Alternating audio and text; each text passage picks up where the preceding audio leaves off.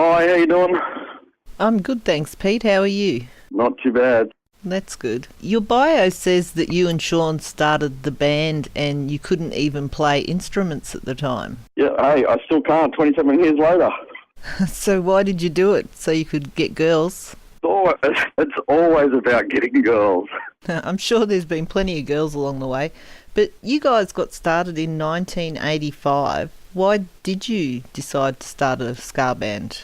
Why originally? Originally, I was a fan of ska music, and there was a few Australian ska bands like the All Nighters, the Strange Tenants, No Nonsense. They'd all sort of stopped playing by about 1985, and it was like, well, we should start a ska band. Yes, that's a great idea. And here I am 27 years later. Well, then did you actually have a career path that you steered away from in order to do the Porkers? Not really. Strangely enough, at the time I was working at Big W doing the red light specials over the microphone. So that was my first showbiz position, and really didn't know exactly what I was going to do with my life or what career I wanted. Again, not that the Porkers have been a employment career, but I definitely had an artistic side, and that sort of became my voice. So then if the Porkers hasn't been a, money-paying job, do you have your own record label, or do you mind if I ask what you do? I have got a small record label that's released all the Polka stuff and a few other bands, but again, that was never an employment thing. That was just another money-sucking, time-consuming thing. But I currently run my own screen printing business. It's called Hardcore Logo, and we mainly do band merchandise, and we've got our own cool range of sort of punk, rockabilly, roller derby themed products, and that's what I do for the other six and a half days of a week. Oh yeah, that's pretty cool. Well, since you started the Porkers 27 years ago, the music industry has changed dramatically. How do you find, dealing with the social media and that these days?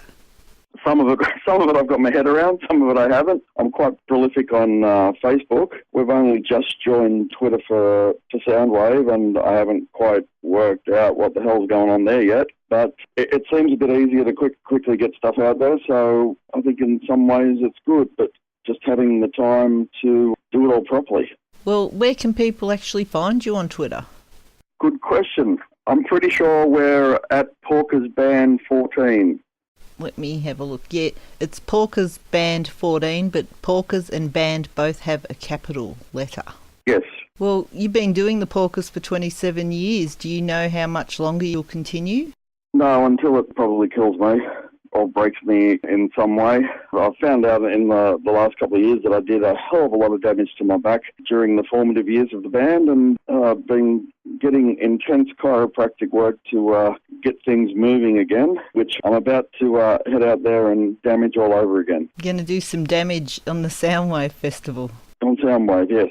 So looking forward to giving it a good hard go. Well, you would have done festivals before. Have you done any recently? Yep, probably the last ones we did Maitland Groove in the Moo at somewhere in the last decade, and we also did the Come Together Festival in Sydney. So I think they were around 2006, 2007, so they were the last times we graced the festival stages. Well, Soundwave is 5 shows and it's been pretty hot lately. Yeah, so we were trying not to think about that. We'll worry about that when we're in the middle of it. You'll be good.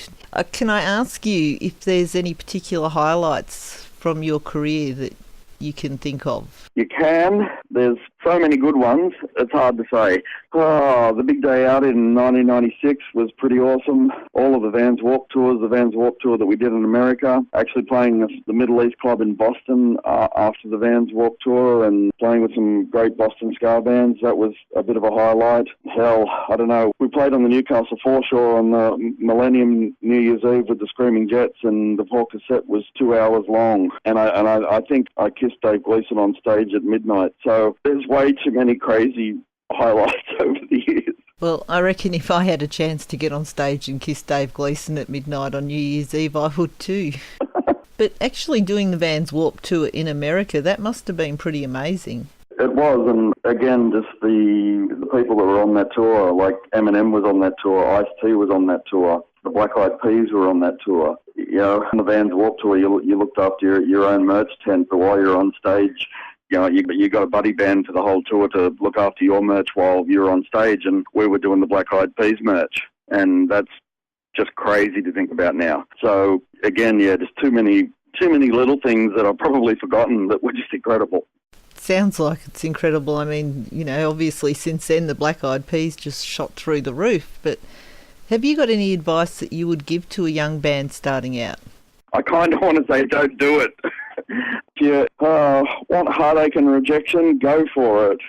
It's definitely a hard slog. You're not doing it to make a lot of money in Australia, particularly these days. Yeah, if it's for the money, don't bother. If it's for the fame and notoriety, well, good luck. So you're basically saying that if you love it and you're enjoying it, then do it. Otherwise, don't bother. Yep. If you can play shows and enjoy it, then do that. Play shows and enjoy it. And you might even end up on the Soundwave Festival. That's all the better, but you might have to wait 27 years. I'm one to hold out and wait for these things. Well, is there anyone playing at Soundwave Festival that you particularly want to see? Probably Rocket from the Crypt. The fact that it's 2014 and we're playing on a festival and Rocket from the Crypt is playing is just like, wow. So that's going to be good. And again, there's 90 bands playing the festival, so there's just way too many to even pick one or two more. So it's just overall just mind blown. Cool. Well, have you got any new music, or are you working on new music, planning to record again in the near future? No real plans at the moment. We have worked on a few new songs, but there won't be anything new in the sets for Soundwave. But as I said, we'll see how we feel after Soundwave. We'll see how much of a physical toll it takes on us and whether or not we're too old for this shit. Well, I hope to hear some more new music out of the Porkers, but right now I should tell people to go to theporkers.com to find out more about you. Yes. Or people can find you on facebook.com/theporkers. Absolutely. Well, thank you very much for your time, Pete. It has been great talking to you. I used to actually do radio back in Geelong in the early 00s, and I used to play the Porkers quite a bit back then. Oh, cool. Yeah, and I really look forward to seeing you at Soundwave. Awesome. Should be good. Yeah, I'll see you at the Melbourne League of Soundwave on February 28th. We should be well warmed up by then. Once again, thank you very much, and do take care. No worries. Thank you. Bye. Bye.